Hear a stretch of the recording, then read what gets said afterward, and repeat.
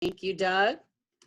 Thank you all for joining us this evening. We are going to start tonight with the Pledge of Allegiance, as we always do. So if you could please rise.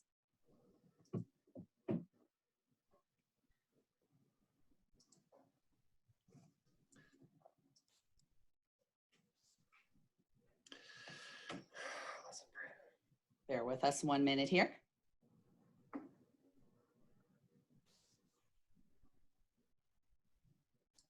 Okay.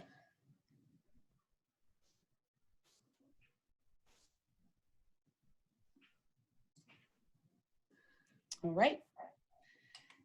I pledge allegiance To the flag of the of the United States of America and to the republic for which for which it it stands, one nation, under God, indivisible, with liberty liberty and justice for all.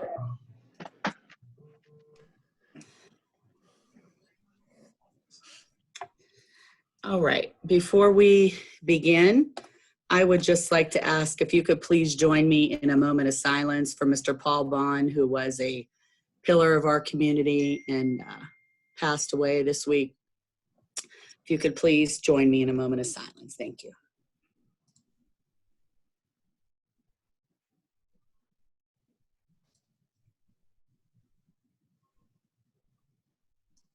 Thank you.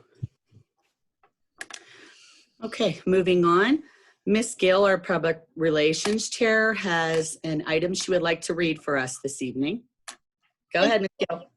Thank you, Madam President. As a professor at Penn State, I am appalled by comments I have seen by individuals regarding this board, our administration and our teachers, by keyboard warriors and those seeking to advance their own agendas. Much like Ambridge, Penn State had to switch to remote learning in a short period of time, but with the hopes of returning to campus before the end of the semester. Alas, that was not to be. For educators at all levels, this meant completely changing our pedagogy in our classrooms. Materials we use are in our classrooms and offices. Acceptable substitutes are not always available online, and many educators do not have technical expertise, adding extra stress. We are educators. We are not on our computers and various social media platforms all day. Most importantly, we have lost the sheer joy of connecting with our students and watching them learn new concepts. This has been a devastating loss. Sorry, I'm toggling between screens. As educators, we focus on pedagogy, learning and memory theories, outcomes, and continual assessment. We adopt based on our students and their needs. We have done this while worrying about our own families and dealing with our own losses. As a professor, my students who previously had part-time jobs are now essential employees. Sometimes they are the sole breadwinners for their families. I have adjusted my syllabi multiple times based on these new realities and unprecedented times, as have our Ambridge teachers. This board has actively sought to lessen the gap between racial and socioeconomic disparities in our district, as evidenced by the unanimous support for the creation of the disciplinary committee. Juvenile justice and the racial disparities that exist in that system is one of my key research areas at Penn State.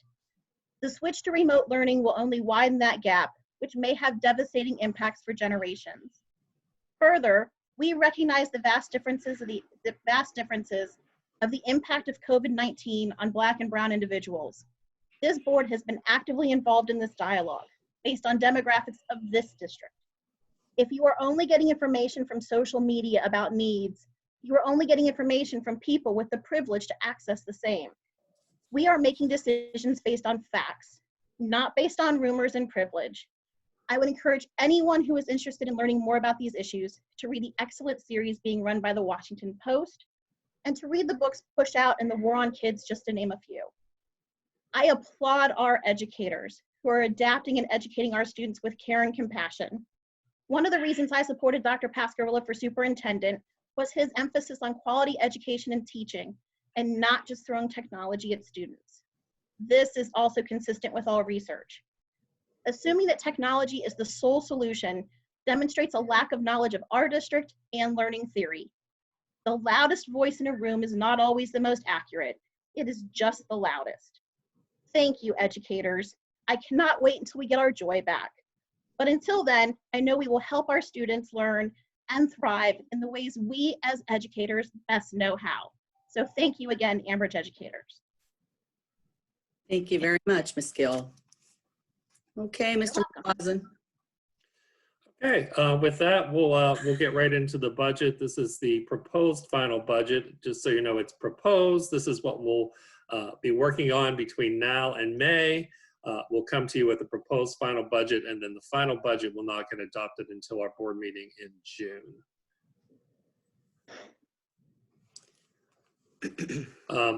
What I thought we'd start off with is a projection for this year in 1920. Because obviously things have changed with COVID-19.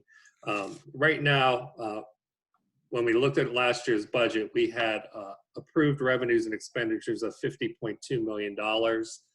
At this point, we're estimating revenues to come pretty much in on target.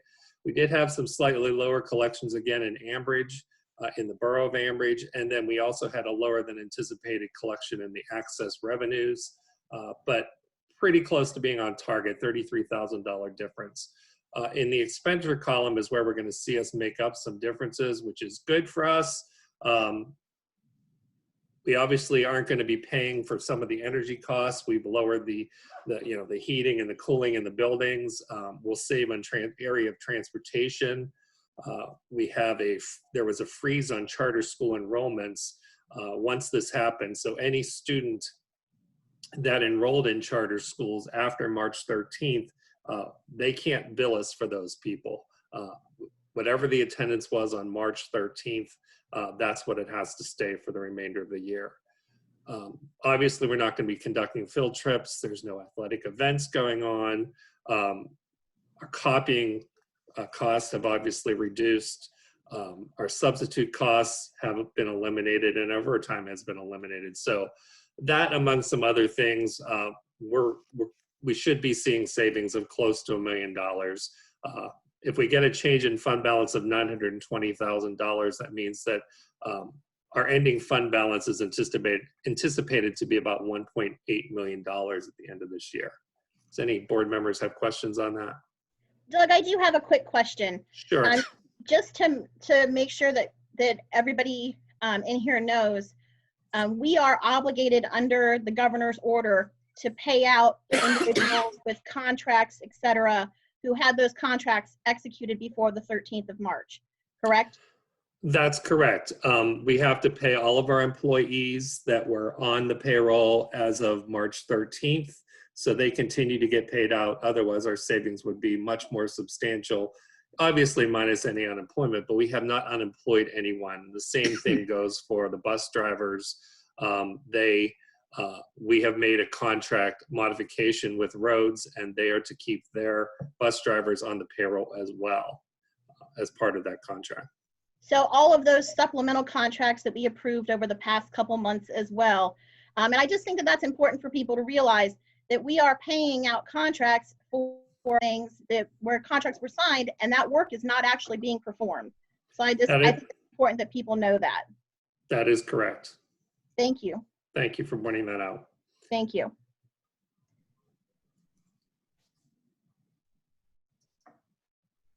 All right, we're going to spend a little bit of time on this slide. There's a lot on here because basically with the onset of COVID-19 or the coronavirus, we've kind of had to go back and re-look at our entire budget.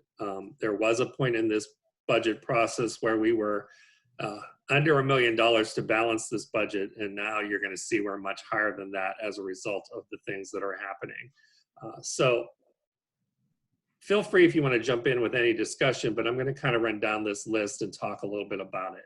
Right now, there is proposed legislation at the state level that is saying that they're not going to permit school districts to raise taxes at all in the coming year. Typically, we are permitted to raise up to the PDE index that is established in September. For us, it was about 3.5% would have been the maximum increase in our tax rate. However, if that legislation passes, we would not be allowed to raise taxes at all. They would have to remain at the current millage rate. Also moving forward, we think that future Act 1 index is likely to be lower moving forward due to the economic downshift. that index is created by market conditions, and if we continue to see high levels of unemployment and interest rates drop, we probably will not get to have tax increases at the pace we had seen them in the past. So we have to anticipate that we're going to see that be lower and lower in future years. Last week, you approved a delay of earned income tax collection until July 15th. So we'll see a slight delay this year. We don't anticipate a large downturn in the current year, but moving forward, if unemployment rates continue to increase, we do expect that earned income tax collections could drop by as much as 20% in the coming year.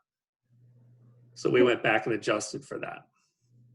Real estate transfer taxes, likewise, if the economy is poor, people are not going to be buying and selling homes. We anticipate a drop in those tax collections by 50%.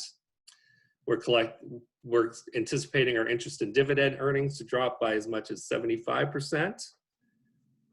PSERS rate. Right now, PSERS has locked in. That's the retirement rate for all school district employees. They have locked that rate in for next year, so there won't be any change in next year's rate. But typically, PSERS tries to make up the difference for their rate they're going to charge school districts or the employers by the interest earnings they gain on the investments they have. If the interest earnings are not as high as they had anticipated in their actuarial assumptions, they probably will likely go back and increase that rate much higher than we had anticipated. Does that make sense to everyone? Yes, and for clarification, Doug, Sure. we are also paying the PSERS this year as required by the state for our employees. Is that correct? Absolutely. We continue to pay our employees, so we're still paying out that rate this year. There was a question from the state retirement system for a while whether employees would get a full year service credit, but the legislature has clarified that and said that everyone who is working either from home remotely or unable to work because of the COVID virus will continue to get their service credit for the year. So we are still paying that rate. And we don't need this discussion now, but I do want to throw this out to the board too, that to consider the collection potentially spread out longer. That's something I know we had talked about potentially last year, but I just wanted to throw that out also to the board. I looked that up. I believe it was the February meeting up.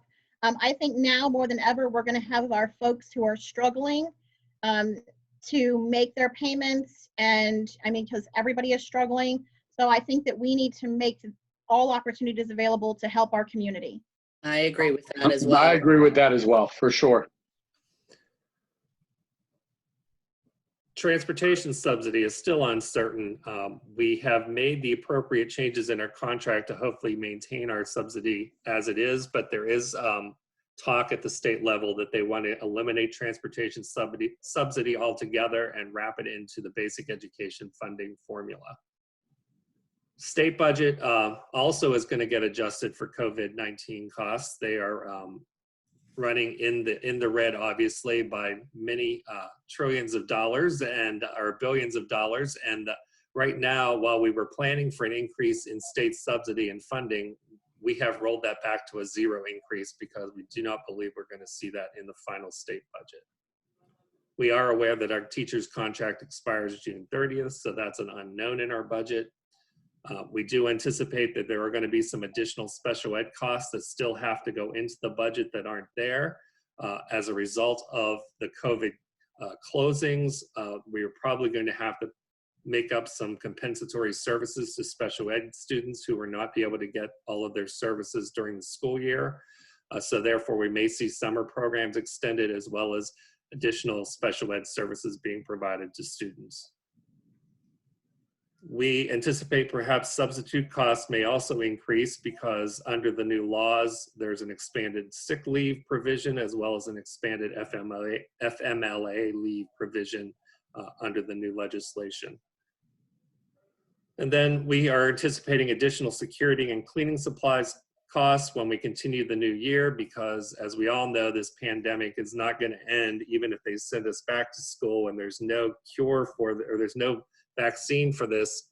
We are probably going to have to think about what's the new norm for Ambridge Area School District, and what kind of precautions are we going to have to take at not only during the school day, but on special events and after school events and athletic events and so on. So we are anticipating that we're probably going to have to beef up some different security and do some different cleaning precautions. And it may be that we have to take temperatures of people when they're coming in our buildings. I don't know what it's going to mean yet, but we're all learning this as we go along. So we do anticipate some different costs that we haven't in the past related to that. Any questions on all of that? That's an awful lot to take in. And just had a comment, Doug. sure. I just wanted to reiterate a little bit about what you said without repeating it. I think it's important at this time. Not only did the state say that about possible tax increases, but just in general from my seat, I think it would be very difficult to ask people to pay additional tax dollars. So that's been taken out of the budget for right now. Obviously, that's a board decision, but right now, I think it would be difficult for many people in the communities just with what's been occurring. Also, I think the drops are fair. The drop in the different revenue sources that Doug put in there, although we don't know, and it's very hard to estimate, because how could you compare this to any other situation that we've been through as a district? I think it's fair to say that our collection rate may be lower, and obviously some of the other items, without repeating them, are going to come in lower. So chances are those revenues are going to come in quite a bit lower. I also agree with that last bullet that there is going to be some cost in how we educate, clean, expend dollars. So I could definitely see some room in the budget necessary for additional expenditures to adhere to the guidelines necessary to keep people safe when the return takes place. We did have a third-party company clean our buildings. But I think, as Doug is saying, we don't know what all the regulations are going to be, but they are going to be ongoing. And there's going to be probably some more significant regulations which are, students and families safe. So we're going to have to adhere to that, and there probably will be additional costs. So I just wanted to quickly, confirm sort of what Doug had said there. Thank you. I would like to add too on the last part, Doug, and this is something maybe you could ask Mr. Matsey to check into. I did receive an email from a parent saying at the high school we have many problems in the bathroom with our faucets. So that is something we definitely will need to look at and revisit before we could return to school, to make sure that we are keeping the kids safe with proper use if there are problems there with sensors or something needs replaced. But if you could please ask him about that as well, and see if eventually we can get that looked at, especially before the children would be able to come back to school. We'll do that. Thank you. So potentially, is there any type of grants that we can identify that have to do with safety and health around the COVID-19 costs? Hopefully there'll be some that we can capitalize on there too. Well, one of the areas that we're not sure, obviously the states are getting money as part of the CARES package that the federal government passed. A portion of that is going to go to the states, and a portion of that will end up with K-12 schools. When it all filters out, we're not sure how much that means for Ambridge Area School District. We have been watching the PD website and going to different webinars when they've been hosting them, but they haven't given us an actual dollar amount yet. So there may be some money there from the state that will help us work through some of those costs. So, but more to come on that. We haven't seen an actual number yet. Okay, moving along. Right now, this is where your budget stands. We have total revenues in the budget of slightly over $49 million, while we have total expenditures of slightly over $52 million, which leaves a $3.1 million hole in your budget, which means you can't possibly pass the budget as it stands right now. it does represent an increase in spending of about 5.8%, but again, remember that we didn't spend everything this year that we were possibly going to spend. If you looked at budget to budget, it would be about a 3.8% increase. So that's a little bit inflated to say that the spending has gone up 5.8% because remember, we had lower spending this year because of the closure of the school. What is this revenue based on from a collection rate? I know you said you were going to make some adjustments. Revenues are a combination of local, state, and federal sources of revenue, and we did downturn. If you had, I think I sent you some information over the weekend. If you looked at those line items, you looked at that summary sheet, there was numbers there for real estate taxes, and you can see they're moving from 21 million to a little over 20 million. So there is a decline in revenues from one year to the next. And then the other local revenue would be things like earned income tax, real estate transfer tax, delinquent taxes, those types of things. So So are you you have going to be that. going over those sheets that you sent We us? can, yeah, I can pull them up in a little bit if you have questions on them. I'm just going to say a couple things in general, and I'm going to guess that I'm not the only one who thinks this. So point number one, I'm completely opposed to increasing any kind of taxes in this district. We are overtaxed. I hear that nonstop.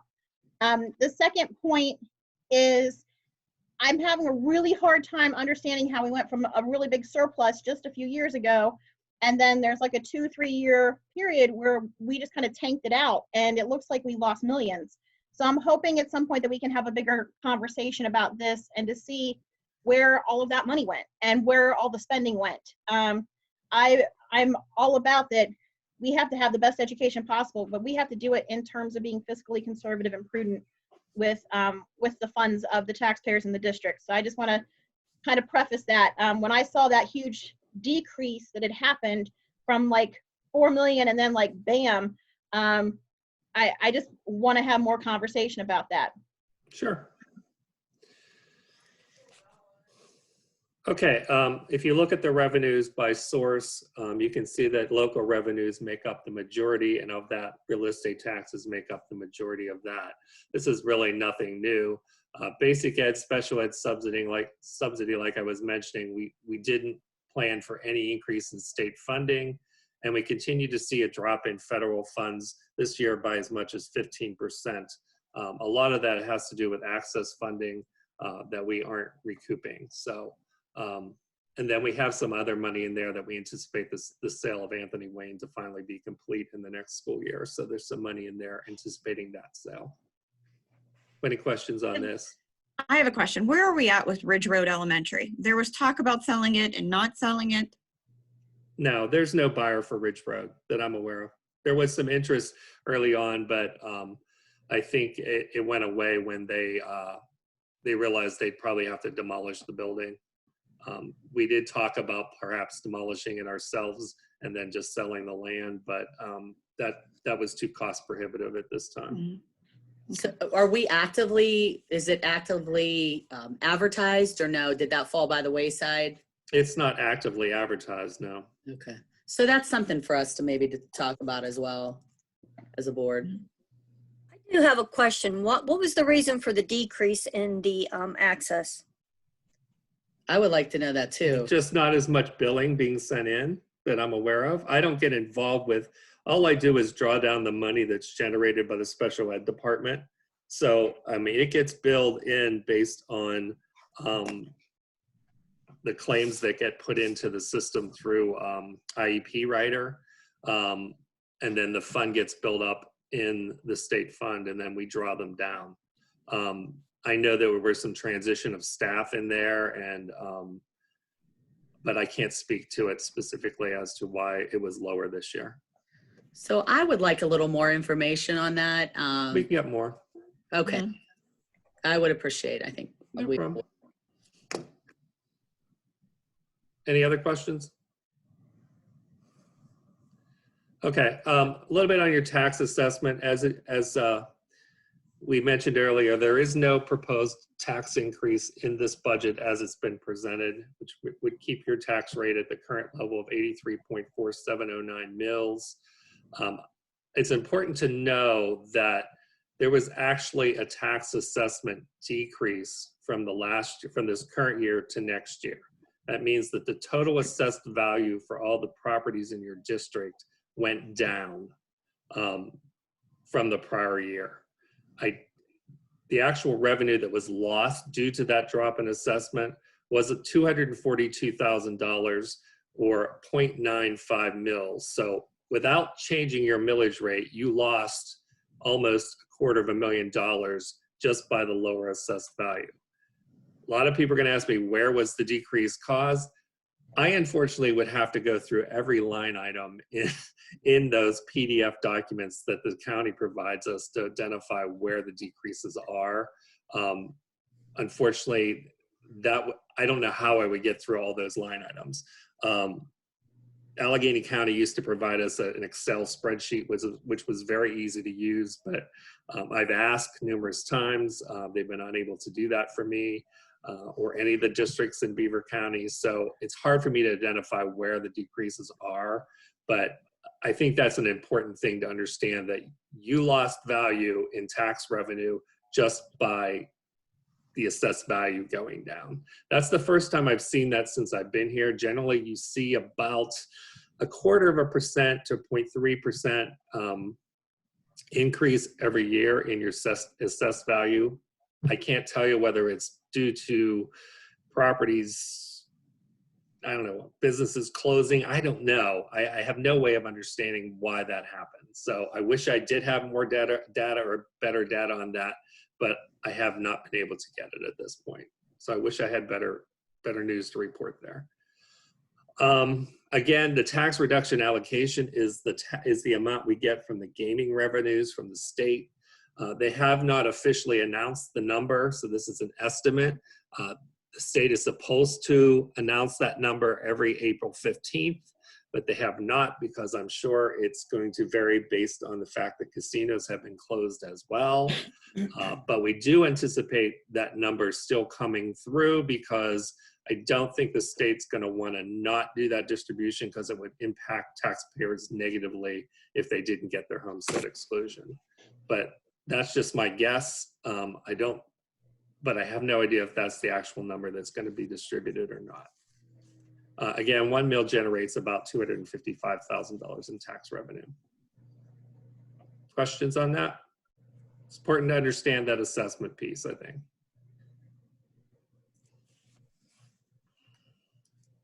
If you decided to do a tax increase, and I hear a lot of comments about not doing one, which we kind of anticipated. If you did one, by percentage, the maximum you could do is 3.5%. And this chart basically shows at the different percentage levels what the millage increase would be, what your new tax rate would be, how much new revenue that would generate for your budget, and what the effect on the median taxpayer would be. That's an annual increase amount. This is your millage rate history. You can see the increases over time, over the past 10 years or so. Again, no tax. You did a 2.5% tax increase for the current year. And again, no tax increase built into this budget this time.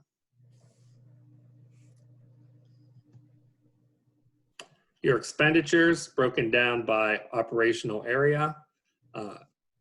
Almost 60% of your money goes directly to instruction, where another 27% goes to support services that support the direct instruction of students. The next biggest area in your budget is your debt service, which makes up about 12.5% of your budget. And then your non-instructional and capital improvements make up a minor portion of your budget.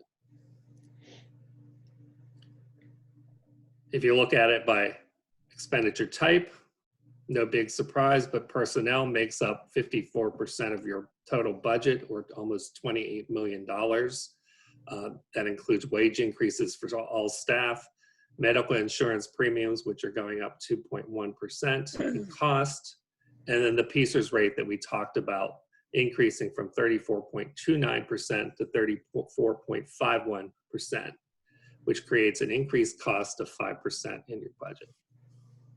And then you can see the debt tuition, which is another big number, $8.7 million in tuition costs. Those are for kids in charter schools and cyber charter schools and out of placements for special ed. I have a question in regards to that. Can we get a breakdown of that? What the money is, the amount for students going to Baden Academy, for private academics, for actual other charter schools by name, like breaking it down? Sure. Approved private schools, and then, like I said, the private academics. I'd like to see the makeup of all of that. I just want to say right now, I am not for a tax increase. I actually have some questions and a lot of concerns. $3 million deficit does not sit very well with me. I know going in, we had, before when Miss Baker was here, I think we had a $6 to $7 million fund balance. I know some of that money might have been used to fix the junior high, but I really would like to know where the rest of all of that money went to. I am also not in favor of a tax increase. Mm-mm. I think that's the whole board though, right? I mean, It's, don't think it's that- that we're all leaning in that I think direction. we're all united on that. I think Yeah, I mean, so. I don't think that's anything. Doug, hey, that tuition, that's only tuition and doesn't include transportation on that either, right? That is correct. That is correct. Yeah. What is the transportation if I looked at it, and maybe you don't have that number right in front of you, but have you seen a number of transportation for those guys? Yeah, well, we can get that for you. So we can give you the Okay. breakdown of the tuition cost and the transportation cost. And you'll Okay. be able to break that down, like Yeah, we have it in the back. I have what it we in. have for, like, say, going to the Watson Institute, going to Children's, going to, like, Yeah, breaking it we down. have it that The way. APS is for the private academics. Okay. Okay. Yeah. it's no Thank problem. you. Does that 8.7 million encompass? I'm sorry, I didn't catch the question. How many students does the 8.7 million encompass to? Again, I can pull all that detail. I don't want to shout a number off the top of my head because it's different for each school. Obviously, the majority of your charter school kids go to Baden and go to Lincoln Park. Okay. And the other third largest is PA Cyber. Mhm.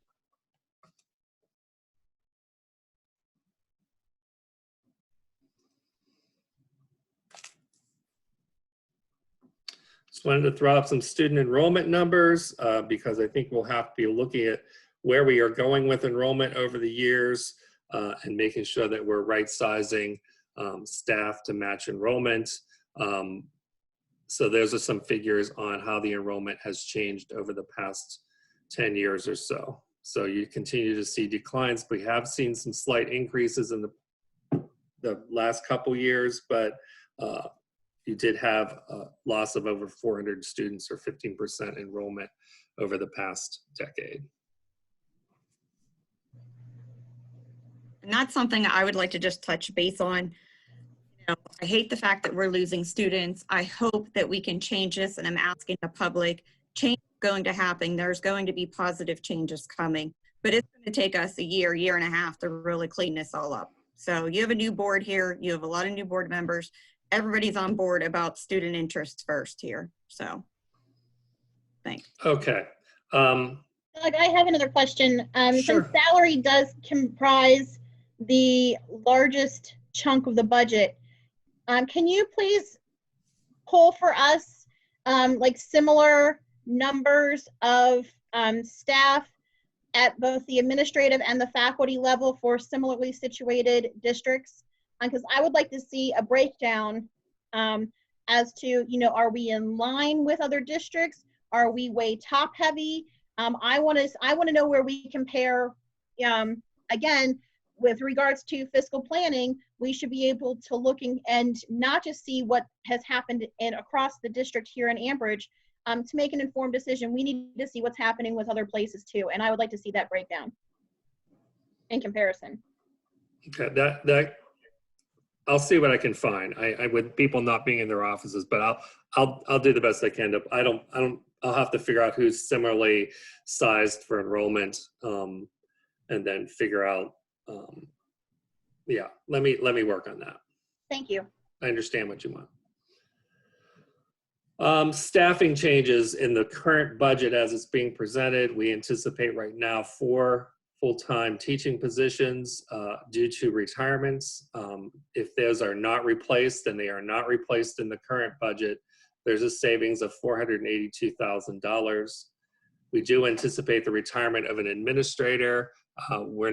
We're replacing the administrators, but there is a savings due to the lower salary. And then we have an anticipated retirement of 3 custodial maintenance staff, which we are replacing, but there's still a savings due to the decreased wages as well. And you can see those numbers. And these, just to be clear for the board and the public, these are already taken out of your current projection in this budget, correct? That's correct.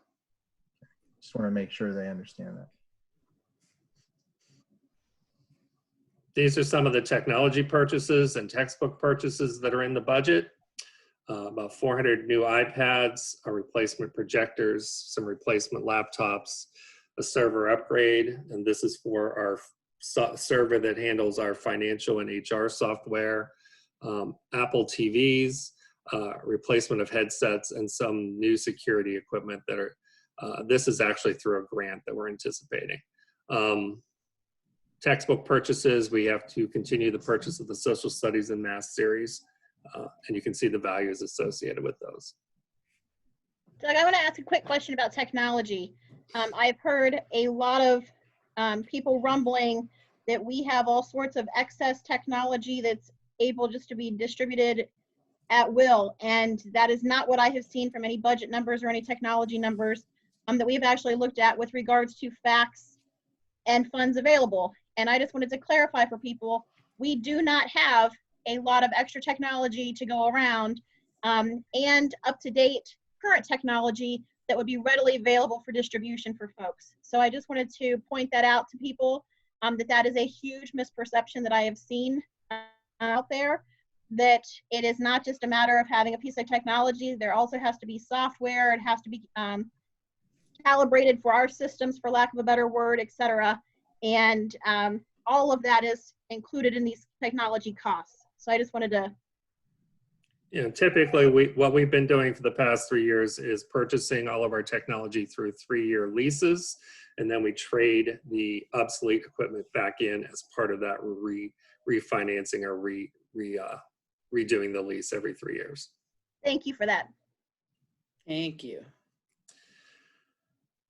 Maintenance projects in the budget. Right now, we plan on a project to remove the awning at the back of the middle school. It is rusting and ready to fall in certain places. So for safety reasons, we'd like to remove that awning altogether.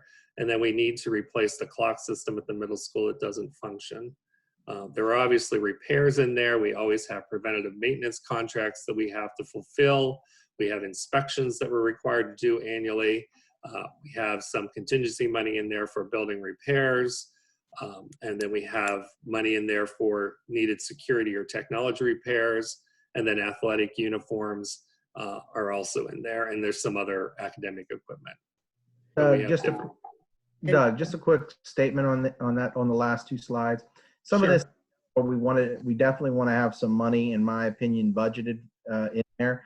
And we could look at prioritizing as what the district, needs for sure. But I think to cut everything out of the budget would be a mistake. I think that, even if we don't intend on spending every one of those dollars, or if the board's looking to trim some of these back a little bit, that's one thing. But I would leave some dollars in, whether they're used specifically for what's cited there or other needs that come up from the district and priorities shift and change. We are going to want to have some money in the previous slide and the slide that's up on the screen now, because if we don't, it will make it hard to address the needs of our staff and students. So I just wanted to point that out, that the exact specifics doesn't mean when you put this all in there. In some cases, we would need to spend some of the dollars in the budget. In some, we'd have to prioritize those and decide whether or not we would spend them in their entirety, partial.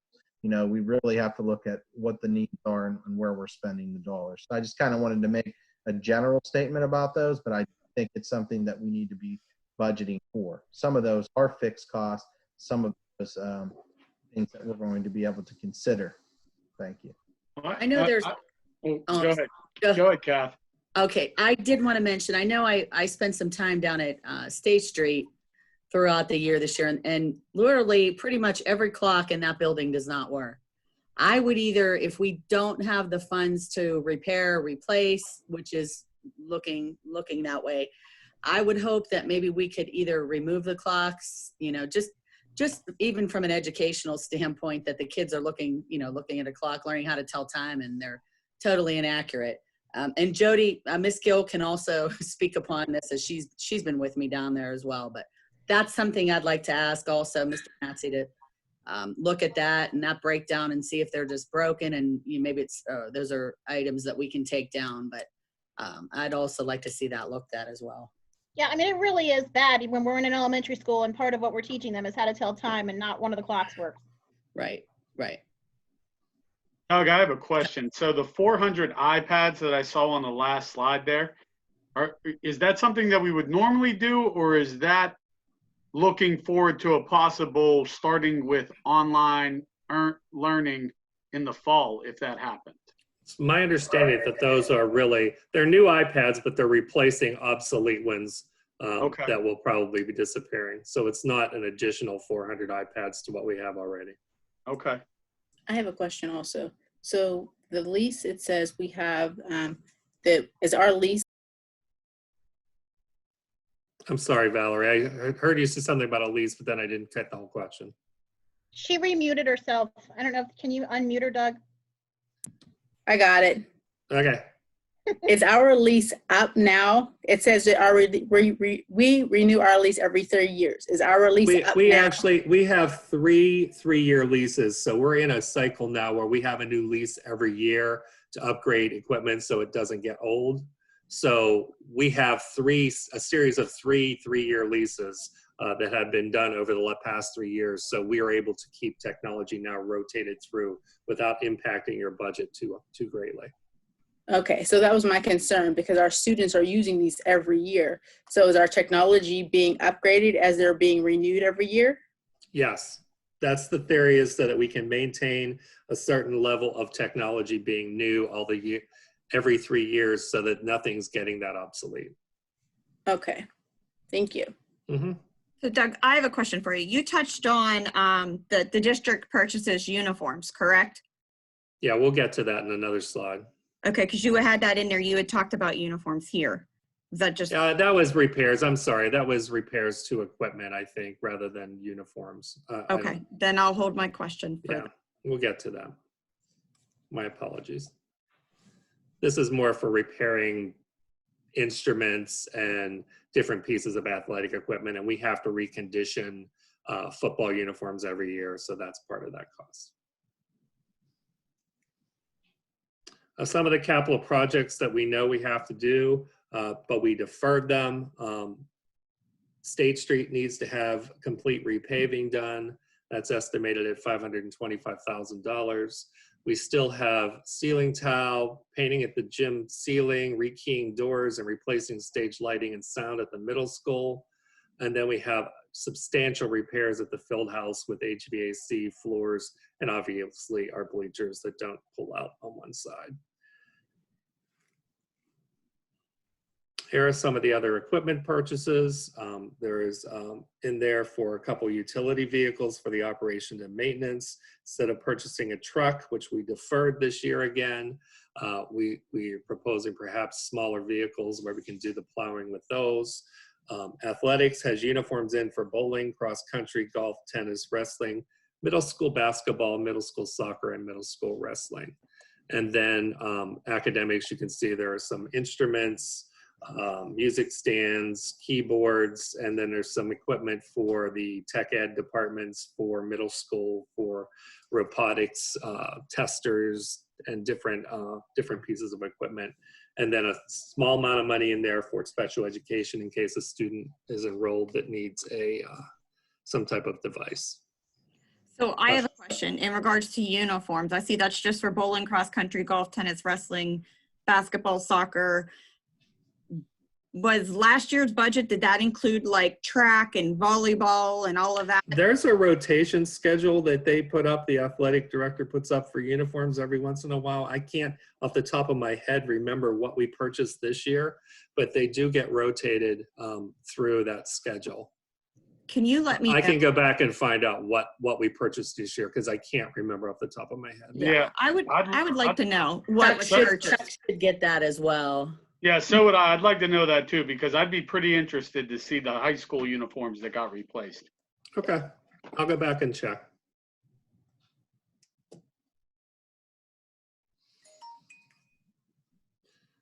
I think this was some of the questions we were getting earlier about fund balance and how it decreased over the last couple of years and how it was utilized. Right now, again, we're estimating the fund balance to, in a current state of being unbalanced, it would drop your fund balance to below zero. You'd be at a negative $1.3 million, or you'd have a negative 2.6% fund balance.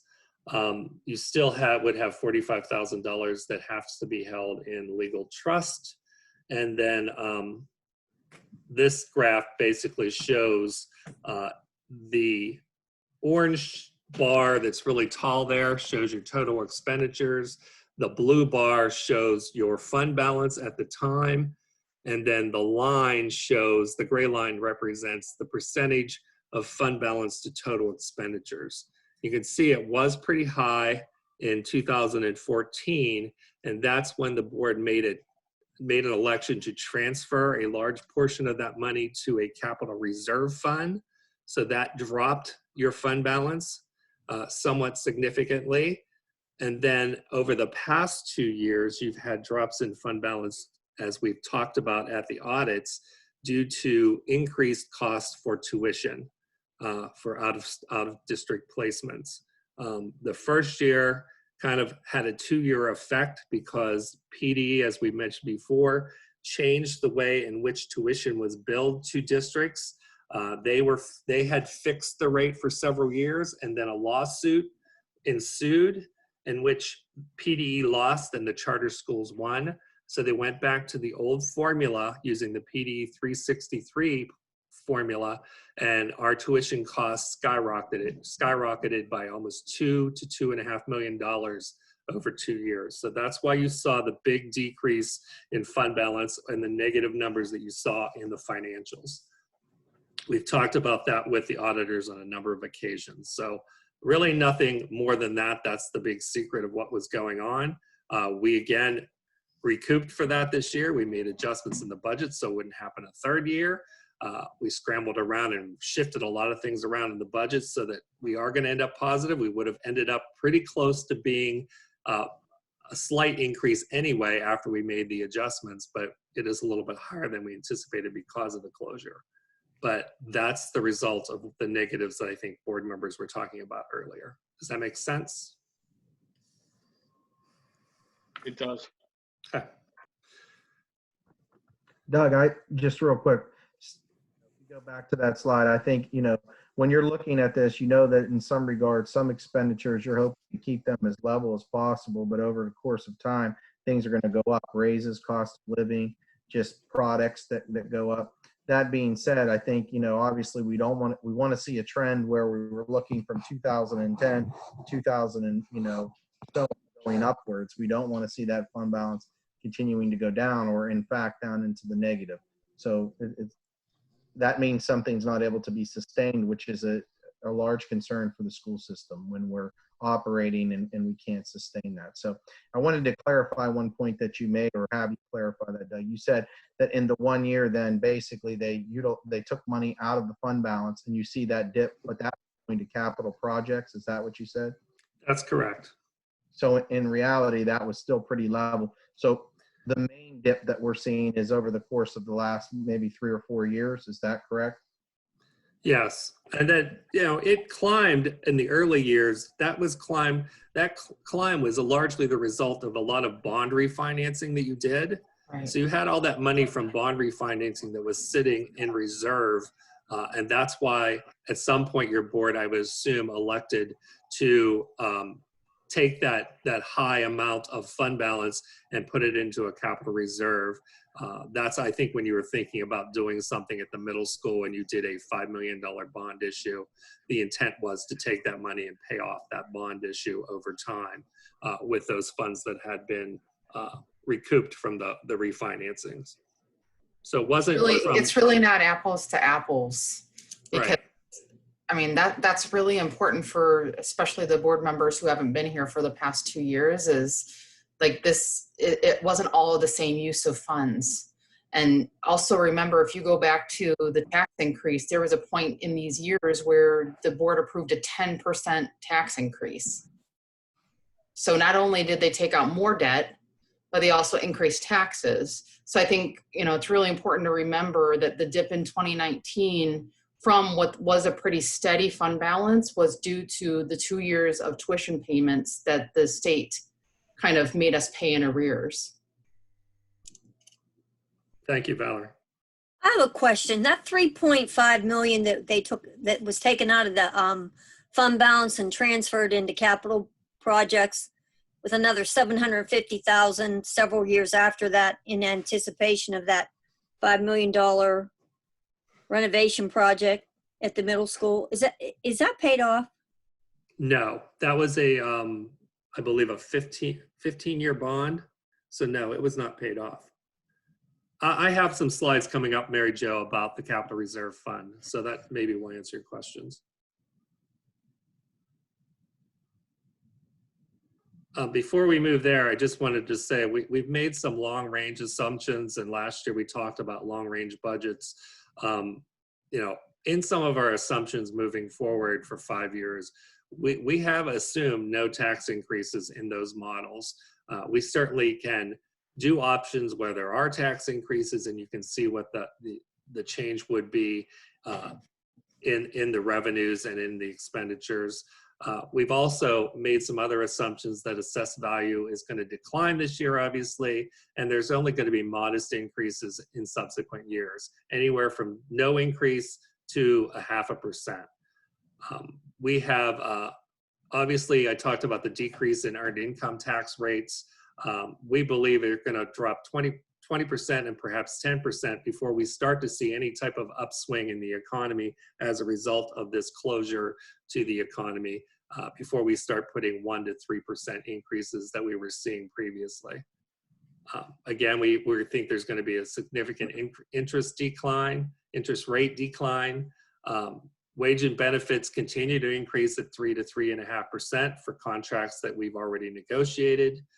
Again, we don't have a teacher's contract. We talked about that. It'll be up at the end of this year. The PSERS rate, we think, will start to increase at rates at higher than 5% annually, which means that we could end up paying well over 40% of wages into PSERS for employees, which will be difficult to maintain again. Our debt service remains level at this point. We haven't issued any more debt other than those capital leases. But as I said, we do 3-year leases.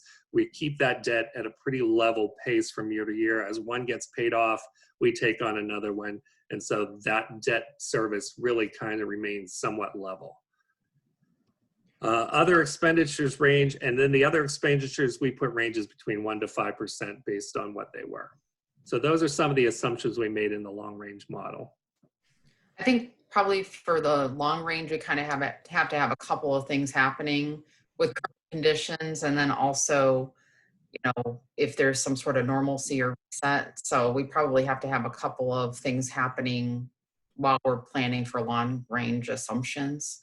Right. I just want to let you know, we can plug the different assumptions in, and we can change the assumptions in the model so that we can get different outcomes.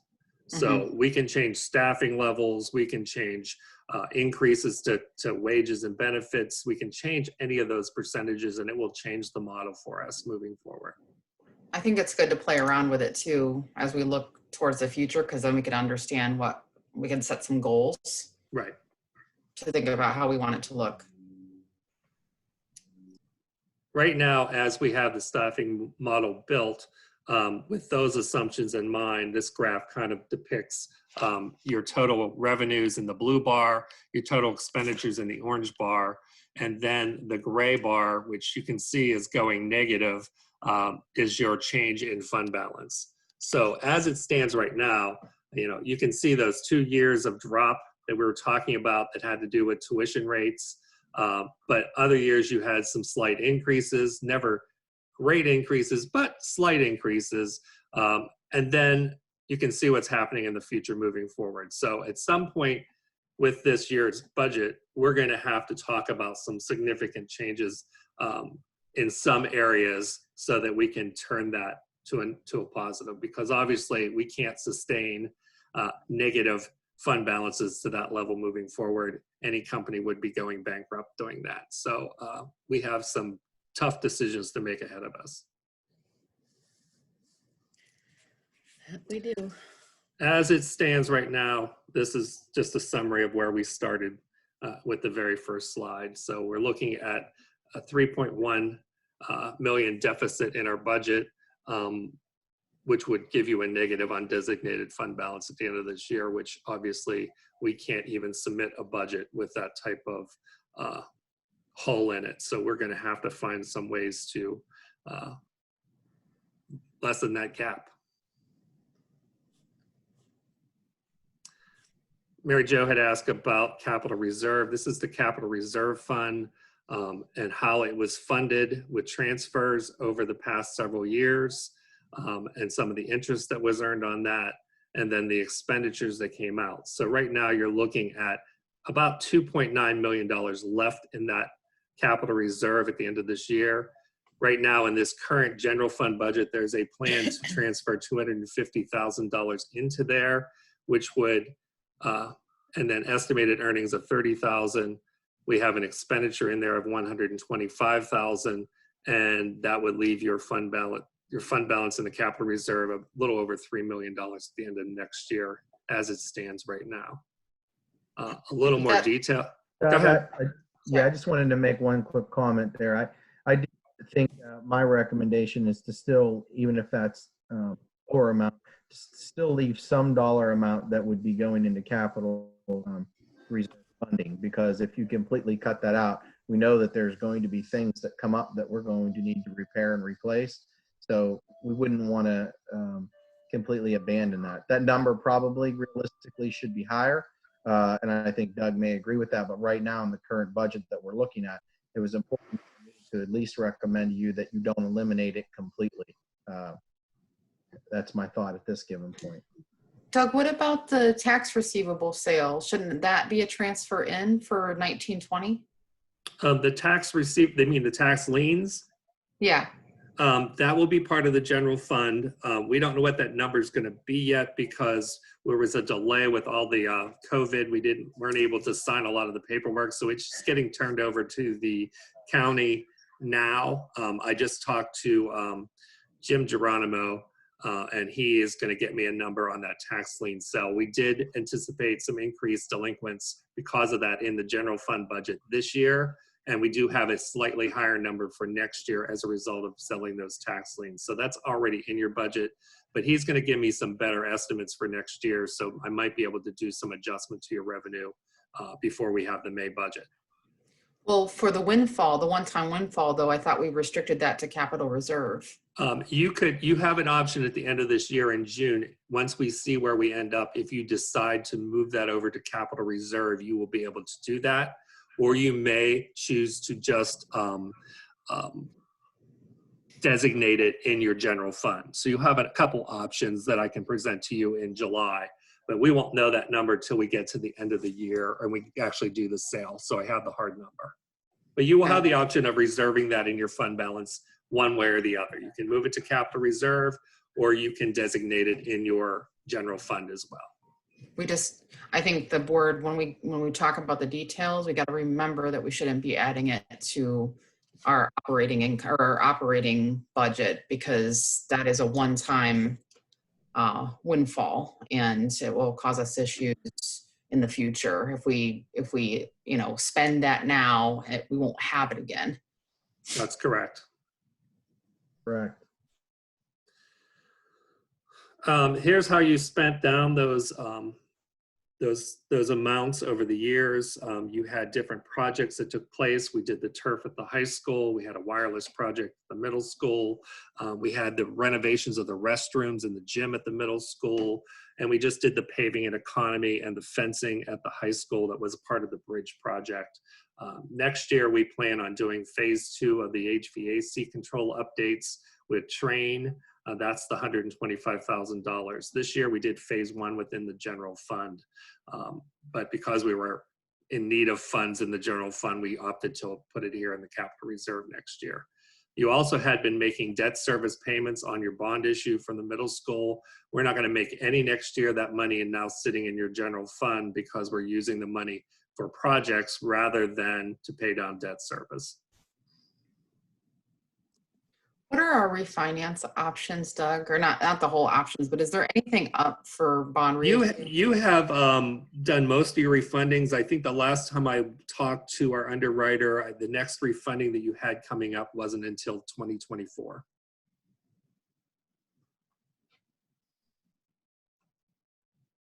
And just so you know, or for new board members that may not know, the capital reserve funds are funds that can either be used to make debt service payments or to fund future capital projects. You may not transfer funds back to the general fund for operational use. Once they are put in capital reserve, they must remain there.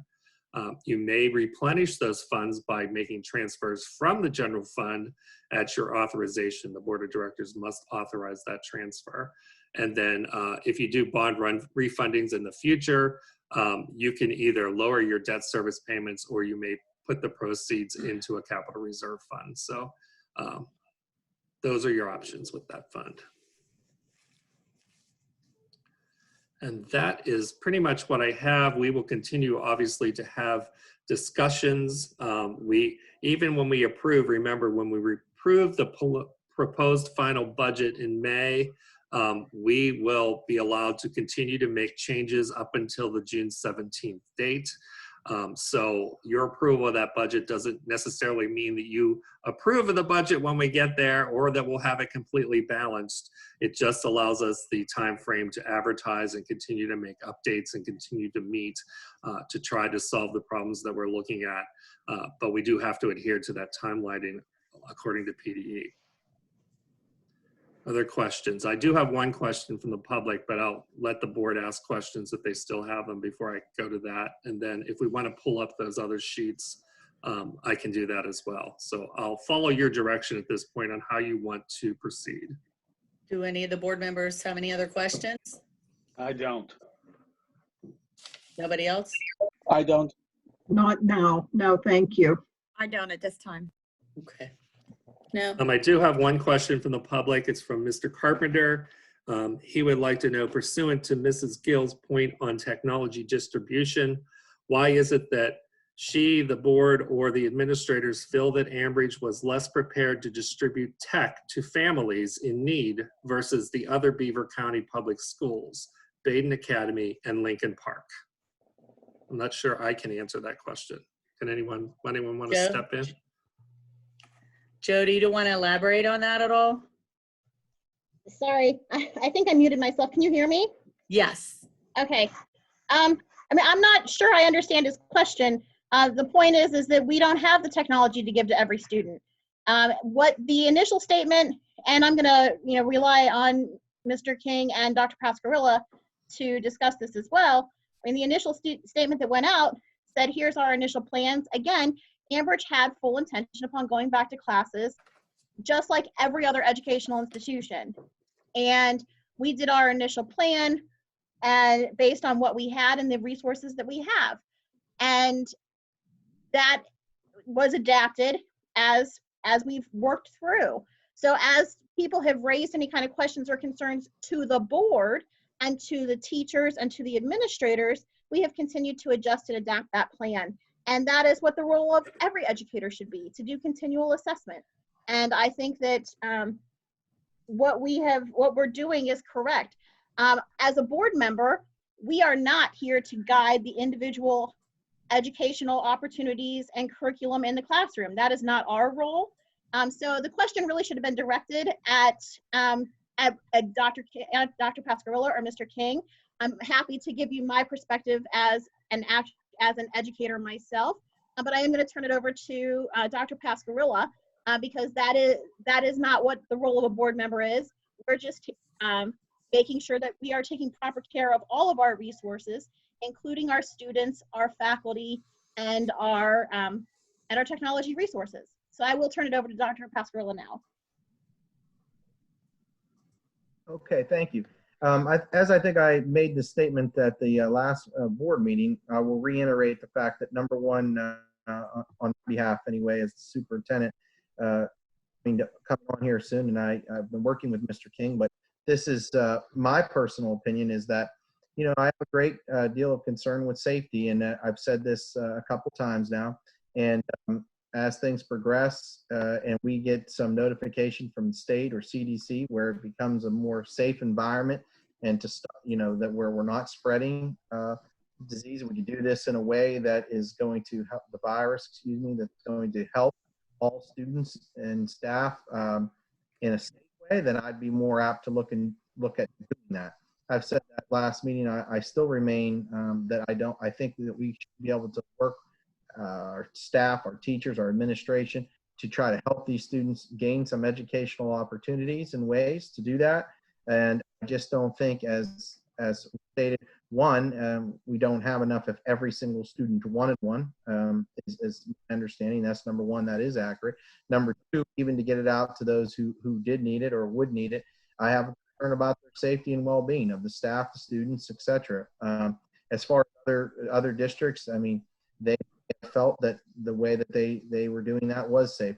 I can't speak to how or why they did that. I can only speak for myself. I've never recommended handing anything out. I've always said that we need to work together and engage in, you know, emailing back and forth, trying to look at what resources parents and students do have and what can we do to help them. So that still remains my perspective right now. I do realize that as this continues, there might be an opportunity where, you know, guidelines drop. I think right now we're still in the heat of this battle, and that's not my words because I'm not an expert in that field. That's what I've heard from, you know, numerous news sources in the state of Pennsylvania, putting out more restrictions in regards to, you know, protective gear and masks. And I'm just not sure at this given point that is worth more than the safety. So I think that that's kind of where I sit right now. I said that last meeting. I still feel that way. If it ends up being the direction of others or the members of the board, otherwise we'll do that, and we'll do that as safe as possible. But I have to strongly recommend that at this given point, we continue to work with the families. We continue to figure out ways that we can educate those students and provide them opportunities to learn and grow, taking into consideration the safety as the number one priority. Stated that. So that's kind of my recommendation. I know I'm not officially in, but that's kind of how I see it, and I can only speak for myself. I recommend to the school board for those reasons. And as far as my counterparts in the county, how they did it or why they did it, each situation might have been different, but I'm not here to pass judgment on anyone else and their decisions. So I'm just here to give you my recommendation as to how I see that. I believe in safety, and I think it's very important. And I think we could continue to try to work together. I would encourage any parent or student who is having a challenge completing these assignments to reach out first to their teachers, then to their principals, then to Mr. King and myself, so that we try to work together to figure out how can we help them gain the eligible content. Can we stop that gap? How can we continue to work together as a team, as a community, a school community, to try to lessen that gap?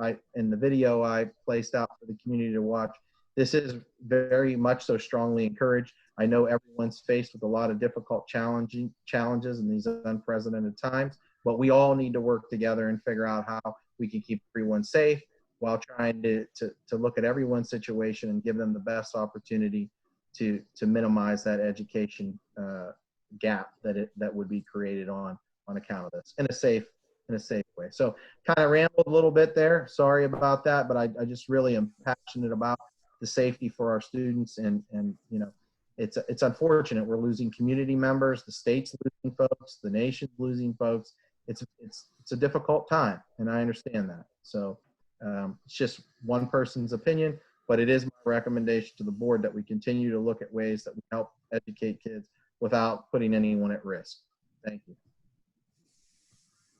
Just a couple, I think there are probably more comments than questions, but comment from Tracy that the district should have done a tech needs assessment at a minimum, and every other district has distributed safely.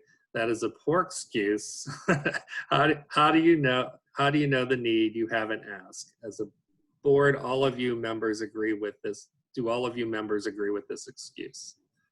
So I think Dr. Pasquarella has explained the position there, and thank you for your comments, unless anyone has anything to add. Okay, we have a question about what will the process be to get this budget to balance, hopefully by the May date. Obviously, there's a lot of work to do. I think from my perspective, and anyone can jump in here that wants to, we are looking at all of our contracts with our vendors to see where we can save money. We are working with our insurance carrier and putting things out to market that we originally hadn't planned to try to get better rates. We'll be looking at programs, and obviously we'll be looking at staffing. We'll monitor what PD is telling us and what the state's telling us from a revenue perspective. If we can make any positive changes in that revenue, and again, I might get some additional funding from the federal government. When that all becomes clearer, we'll have a better idea of where we're going to be with revenues. But again, we're trying to think not just next year, we're trying to think 4 or 5 years down the road, and what do we have to do to keep us sustained and keep delivering the programs we need to deliver for our students. So that's my perspective. Yeah, there's a lot of hard decisions to be made, and we'll continue to work through those. And they're asking, will there be another opportunity for the public to see the budget looks like for May or June? All of the public, all the board meetings are public when we discuss the budget. We may be having another public session prior to May. That'll be up to the board to decide. If not, we will at least be presenting the proposed final budget in May. That'll be done in public, and then the final budget will be approved in June. But yes, I would suspect there'll be some other public meetings and workshops like this. Yes, that's our plan. Yeah, okay. Hey, Doug, there was another comment in there by Tracy. Oh, I'm sorry, I didn't see it. Right above. No one answered the question on, do you need a needs assessment? Did you need to do a needs assessment? No. Is that something that we did or we didn't do? Which I don't believe that we did, correct? I don't believe we did, but. Okay. All right, I just want to make sure that you got an answer, and to that. I think a needs assessment is a means to an end if the intent was to use the resource as technology as the primary resource. My opinion is we have put in place a multi-channeled instructional approach, and if there was any challenges or someone that multi-channeled instructional approach was not fitting for our students and our parents, then I would have anticipated that we would have received questions from the parents regarding that. Mr. King, have we received any questions or comments from students and parents that they weren't currently able to use the approach that was put into place?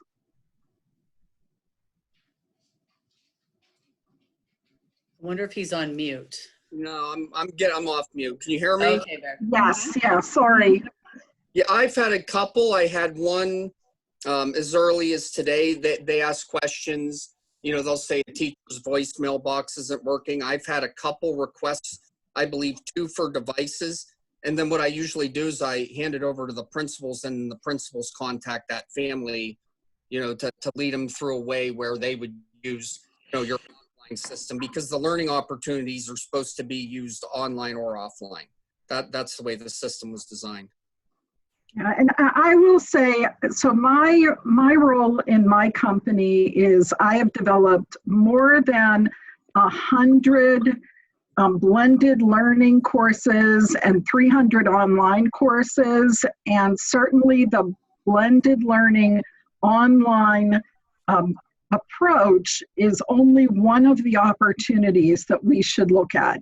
As Ms. Gill said earlier, our demographics, our economics, and certainly the global nature of this pandemic provides a multi-channeled instructional blended approach as a better solution for us at this time. But I believe Mr. King very clearly has said multiple times that the administration is going to continue to look and tweak as necessary, because we have a responsibility for a continuity of education. And I just want to comment here too, you know, there's a lot out there about people asking about technology. And I just want to say, you know, I'm a working full-time mom. I have 2 boys in this district that we have 1 laptop I share with my son. I work from 7 to 9, and then he does his work from 9 to 12, and then I'm back on working until 5. However, I will say, if you have internet access, there are times my son cannot use my laptop because I'm having to work and do meetings. You can get on, if you have internet access on your phone, you can get on and pull up those classroom assignments that are posted on the district, and you can scan and print right from your phone if you have a printer. I understand some people may not have a printer. We have a copier with the printer built in. That's what I do. A majority of the stuff I have done for my boys is from my phone. You know, and residents are asking how I feel about Mr. Pasquarelli's, you know, about his concerns about the COVID-19 and not handing out technology. One, we don't have it to hand out. Is there a need? I will honestly say I have not had anyone reach out to me asking me, telling me that they needed something until the other day, okay? Oh, I'll be honest, the complaints where I've got a lot of complaints, and it's mostly upperclassmen who have emailed me themselves. It has more to do with the grading aspect of it. That's where my complaints are coming from. That, like, I've been getting flooded with that for weeks, but people requesting devices, no. And I've had very, very little feedback as well on the devices, very, very little. But we encourage you, again, we are here to hear concerns. We encourage you most definitely to reach out to us. Mm-hmm. We are available. We all check our email very often. Mm-hmm. We are here to hear your concerns and do the best we can and make the best decisions we can for the kids. And I just want to also reiterate, you know, Doug had explained, I think during his budget, we had the buildings cleaned. We had them professionally cleaned.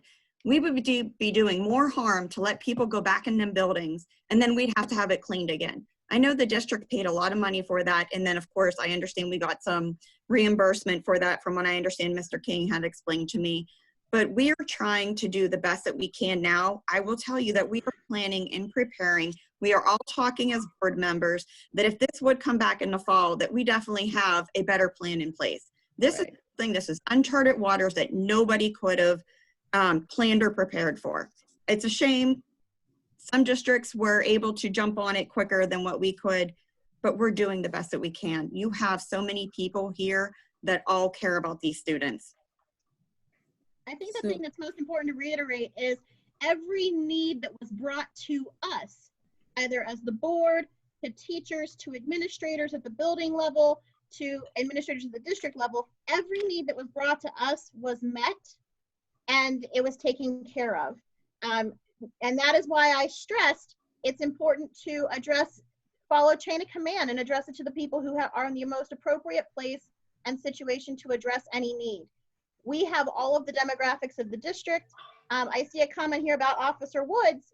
I've also received several concerns from residents of Economy because it appears that donation was not cleared by Economy Council. So, you know, there's a lot of things that people need to realize. So if that donation was not cleared by their council, then we're going to have some issues with regards to our district possibly. So I think that people need to recognize this is a multi-layered, very much larger system than what folks realize, and any needs or concerns that were brought to the district were taken care of. And I thank you, Mr. King, for being on top of that always. Thank you. We're getting a lot of comments, So, and I don't want to cut the comments off, but I'm getting concerned that we may not be talking about budget, and we're talking more about continuity of education. That is correct. And I think, you know, they're all valid points. I don't want to squelch the discussion on that, but right now I'm seeing a lot of continuity of education questions, and perhaps they're better addressed if they would email the superintendents directly and they could address those and not in this forum. Correct. Again, I'm not trying to squelch you, but I just think we're getting off the budget talk. You are correct, Doug. Point on that, I'd like to copy myself on those emails if you did not get a response.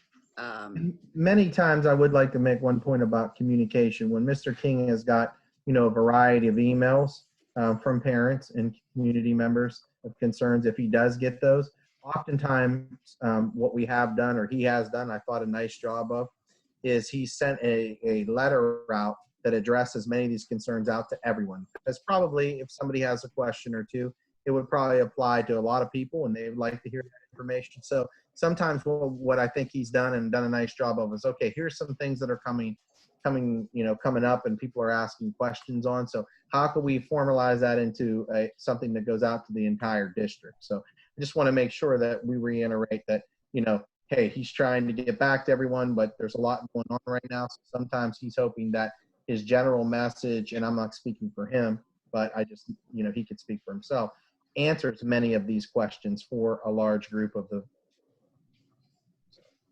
Can I say something real quick, please? I'm seeing a lot of stuff going on inside this chat.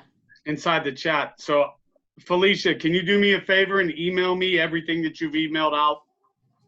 I was gonna say, I've never received an email from you. Yeah. So email it to us directly, please. Okay, Doug. Okay. Back on the budget. I did put up on your screen, hopefully you can see it, the draft. This is the document that you received prior to tonight's meeting. I didn't know if there were any questions on this. That's why I put it up, because I think some people were wondering what some of the numbers were, but this is basically the same things that were on the slides. It breaks down your revenues. You can see that your real estate taxes collections are 20.5 million. All your other local revenue is about 5.5 million. And then your state and federal sources, and then other sources would be from the leases that you do, as well as the sale of Anthony Wayne is in that number. And then it breaks down your expenditures by the different operational areas. And you can see at the bottom is that $3.1 million deficit that we've been talking about. And then you had a breakdown here of revenues in a little more detail by line item.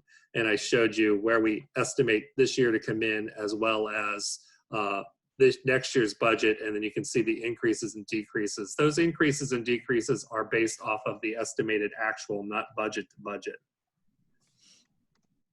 And I took you down through the local, the state, and the federal sources. And then the next sheets are your expenditures broken down by major operational area, salaries, benefits, services, books, supplies, software, equipment, and your principal and interest. And then it's even broken down in a little more detail, so you can see administrative salaries, professional salaries, and all the different changes on all those line items. So you have that detail. If you want more detail, which some of you have requested tonight, I'm happy to provide it. We have more detail. These are the largest expenditures in your budget, which is kind of like that pie chart I showed you earlier. There's personnel costs, debt service, tuition making up the majority of your budget. And then here's the listing of equipment in a little more detail. I think you had these lists as well, but every item has been itemized in here.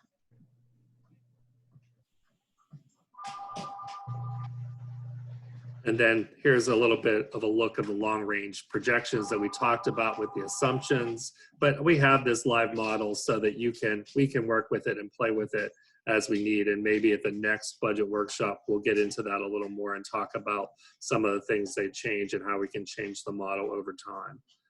But I didn't want to get into that tonight because I think there was a lot to absorb tonight. Okay, all right, Doug. Questions on that? Are we okay? Board members, any other questions? Nope. Thank you very much. And just to reiterate, this will be available for anyone that wants to watch it on our webpage. Is that Yes, correct? I will post it along with the PowerPoint presentation and this series of slides right here too. So I'll post these documents as well as the Zoom meeting recording. And Doug, I did want to ask one more question. I'm sorry, before we leave this group meeting, I had asked when we first came in, we have had, as we had a moment of silence last Wednesday and tonight, for two pillars of our community who have passed away. I have been approached by different people in the community to think of ways to most honor them, and they have asked about possible donations to the school. So we are going to be exploring some of those avenues to honor Mr. Bond and Chief Remutis. And it is important to remember that donations to the school district are indeed tax deductible. We have requirements to use those for all purposes and that they are donated for. So those can be restricted funds or general. From what I'm hearing, they would like to have restricted for a particular use in honor of those individuals. In contrast, donations for anything connected to any kind of school-related thing that are not given to the school district, there is no obligation of accounting of those funds, either in nature or in amount. So, just to be mindful that donations to the school, we have legal obligations to detail those and document and use the funds appropriately. And we are going to be exploring more of those with some of the business owners in town who do want to honor those men. But just as a reminder that as a school, we have some legal obligations with regards to donations. So we will get more information from the folks who want to spearhead those efforts. So thanks, Doug. No problem. One last comment. I want to let the public know that the board will be meeting in executive session following tonight's budget workshop for personnel matters. Thank you, Doug. Thanks, Doug. Doug. All right, Thank you, everyone, have a great evening, and thank you for your participation. Thank you. Thank you, Doug. Thanks.